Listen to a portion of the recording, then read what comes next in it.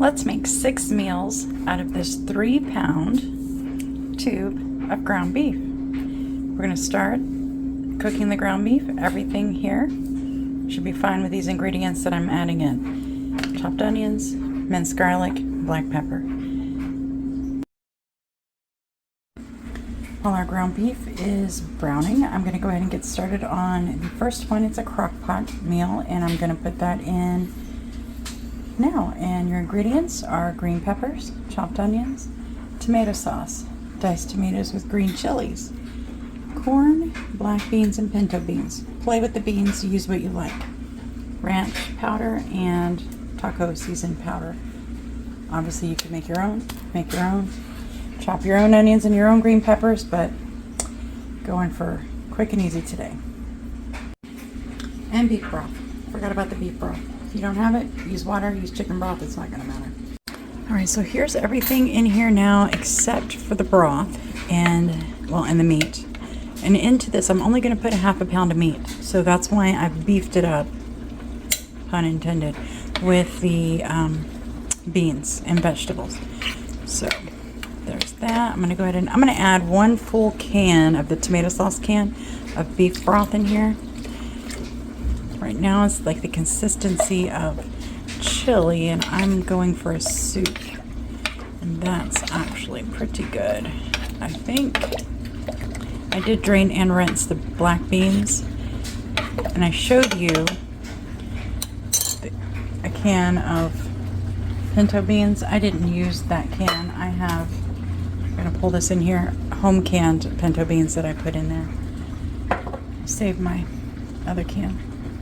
After I put the meat in, if I need a little more broth, I will add it, but to me right now this looks good.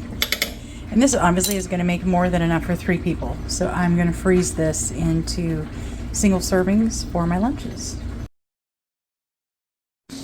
Alright, now we're going to make spaghetti sauce, and I'm using a 28-ounce can of diced tomatoes, 15-ounce can of tomato sauce, baby can of tomato paste, Italian seasoning, bay leaves, chopped peppers, chopped onions, just a little bit of sugar. That's raw sugar, so sugar, minced garlic, salt, pepper, beef broth. And this is almost done.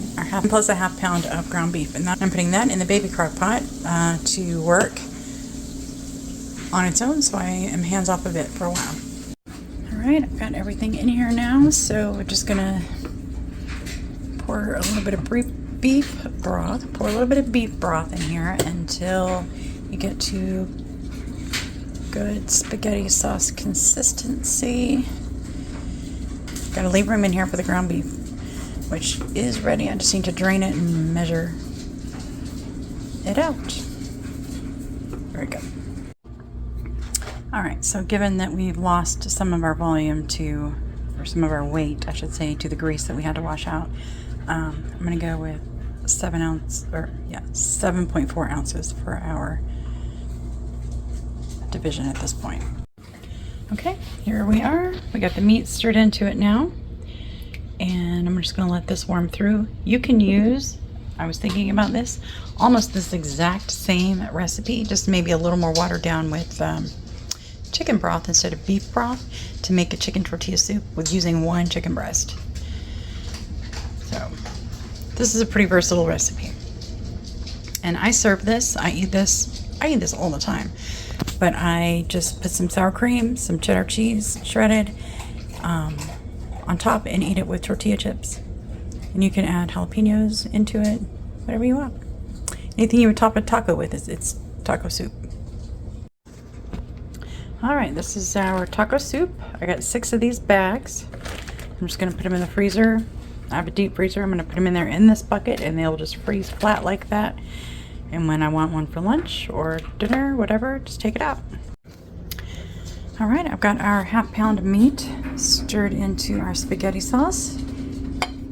And once that finishes cooking, we are just going to cool that and put it in a gallon Ziploc bag and put it in the freezer. Very simple. And if you did not want to go through all the trouble of making the spaghetti sauce, and it really wasn't that much trouble, honestly. I had all this stuff in my pantry. That's why I'm using what I have. I'm not even going to the store for anything I'm doing here. I bought the meat. That's it. You could just use the jar. In this case, you could just freeze your portion of meat straight out of the pan and add it to a jar and heat it up when you're ready. All right, here's our pasta sauce. It's in a gallon-sized bag. I'll just put that in the freezer. I did fish out the bay leaf, no worries there. So this will be ready to go. So this is pasta sauce with meat. All right, I ran out of crock pots, so this one's gonna be a little more hands-on. I'm gonna make actual tacos with this now. This is my half-pound of meat. I'm using a jar of my canned pinto beans. You could use a can of pinto beans from the store. A can of green chilies, taco seasoning. See that? 10 cents.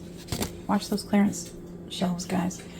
And then instead of water, I am going to reach it. Use some more of this beef broth. And I'm going to get all this put into the panny pan. Mix it up. And so we're going to use the beans to stretch, obviously, the meat. And then the chilies are for flavor. My daughter won't eat this. She doesn't like spicy. But she wouldn't eat tacos anyway, so I don't feel bad for putting a little bit of that in there.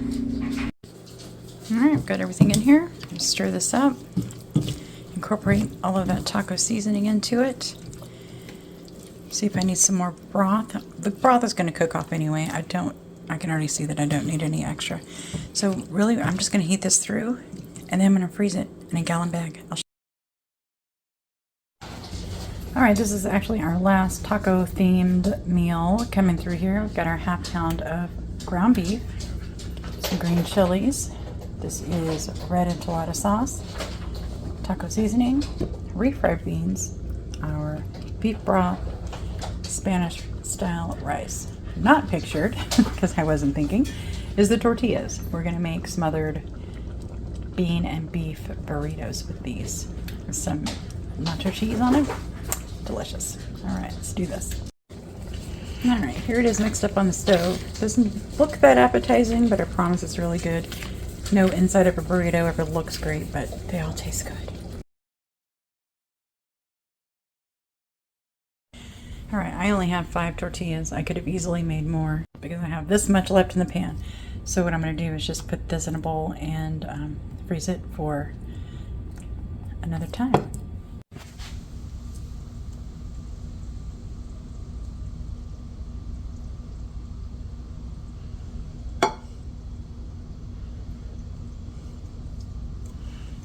I didn't use the whole can. I'll save it with the other leftovers.